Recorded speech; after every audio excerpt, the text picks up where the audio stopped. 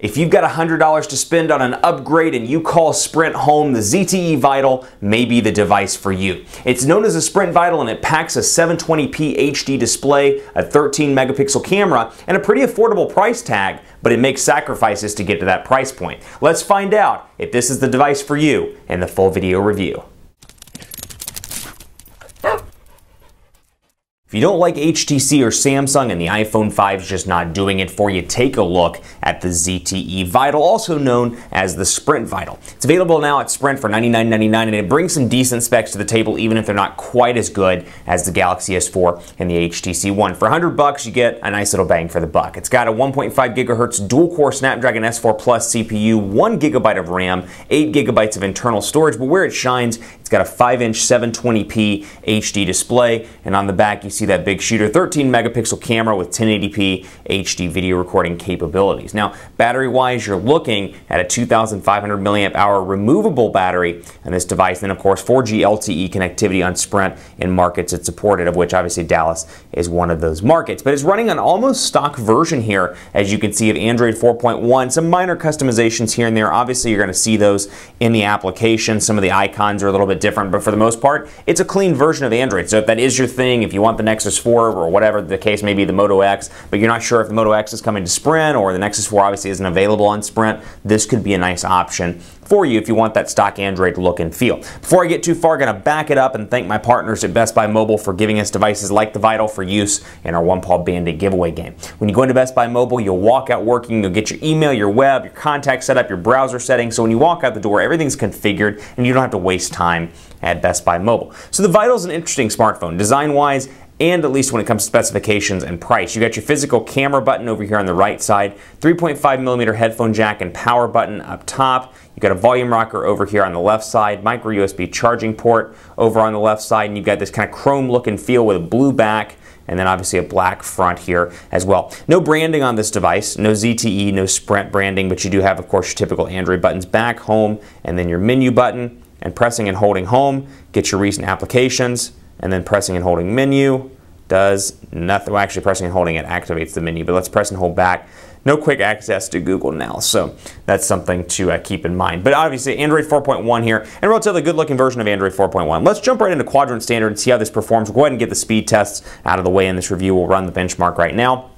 And obviously 4G on this device as well. Battery life, I've had it for a couple of weeks now, and I've been pretty impressed with the Vital overall. Battery life's not bad by any stretch of the imagination. That is my phrase. You know it, you love it, or hate. Maybe you hate it, I don't know. But battery life, not bad at all. 2,500 milliamp hour battery, and you can see up here at top, this is my biggest beef with stock Android, or one of my biggest beefs with stock Android. There's no physical battery percentage indicator, so you can download that stuff through Google Play, but that's one of the things that I really like that have been added from the user interfaces like TouchWiz, and actually now, since 5, if it's running Android 4.2 underneath it, has that physical battery percentage indicator. LG's had it for some time as well with their user interface. It's really a nice touch, and it helps you understand how much your battery or how much is left, as opposed to kind of arbitrarily going by the battery meter. Obviously, like I said, you can download stuff through the market and or through the Google Play Store, and you can access it that way, but I like having that stock option out of the box. Benchmark result, we'll proceed forward and take a look here. So obviously dual-core processor, 1 gigabyte of RAM is going to take its toll on this device, and you see it in Quadrant Standard or some of these speed test applications.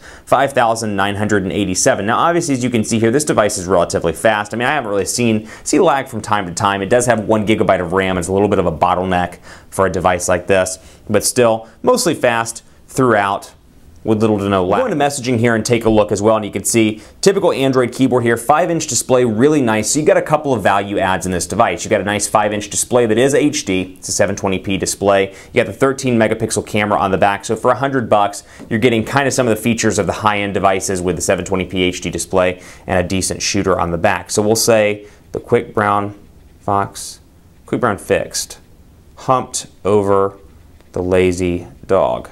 Quick Brown Fix humped over the lazy dog. Pretty quick and easy to type on, minus my spelling errors, and you can see portrait to landscape and all of that jazz is pretty fast. Now let's take a look here really quickly at the browser and see how it performs as well. We'll go into browser and load up phonedog.com.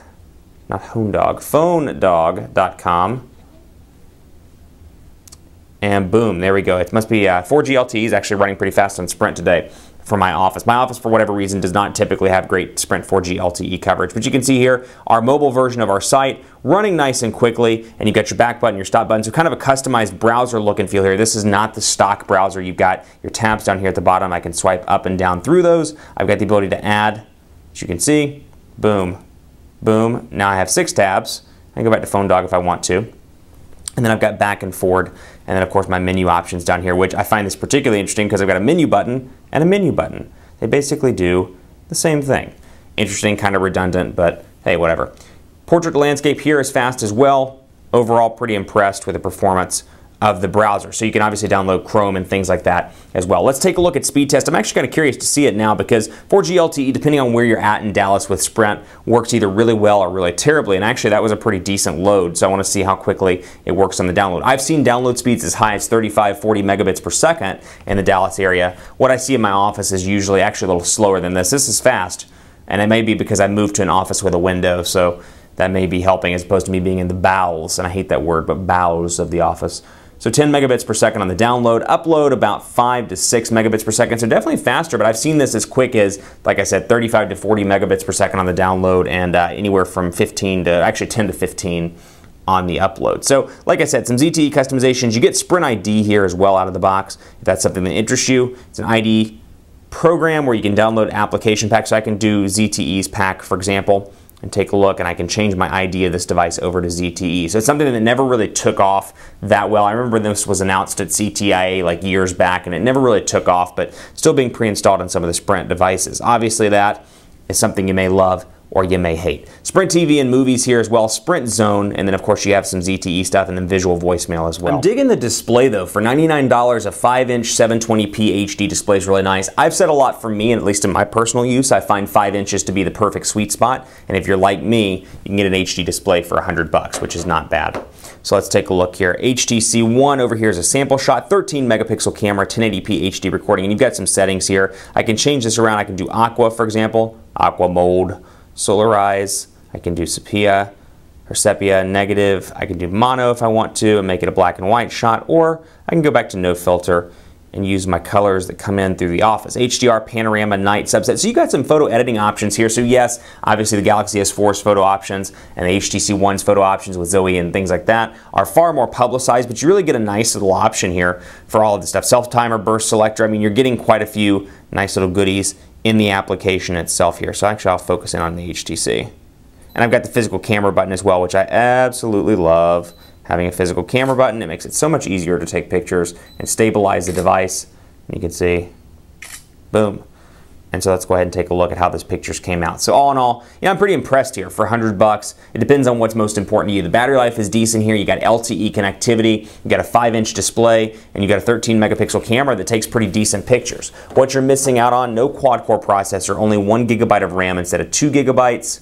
Those things may be a make or break for you. I think it depends on what you're interested in here. Again, if you want the camera, this is a great option. It's better than the Galaxy S3, so when you look at that similar price point comparison, this may be a better option for you. 5-inch display, love that sweet spot. It's an HD display, even though it's only 720p. These are the types of things you're going to consider in the smartphone game because, hey, if you want to spend $100, this, if the HD display matters more to you and the camera matters more to you, may be a better option than some of the other $100 devices on the market. That said, the HTC One's running for $100 right now on Sprint, depending on your eligibility. So if you can snag it for $100, the HTC One is a better device. It's got more RAM, it's got more internal storage. So to keep those things in mind as you battle back and forth as to which smartphone is most important to you. Keep it locked on PhoneDog.com for more on the ZTE Vital, also known as the Sprint Vital. I'm on Twitter at PhoneDog_Aaron, Facebook, Facebook.com/HiAaronBaker. That is the fan page, and then Google+, G+.to/PhoneDog, or Aaron C. Baker. That's my personal one. Thanks for watching. I'll see you next time.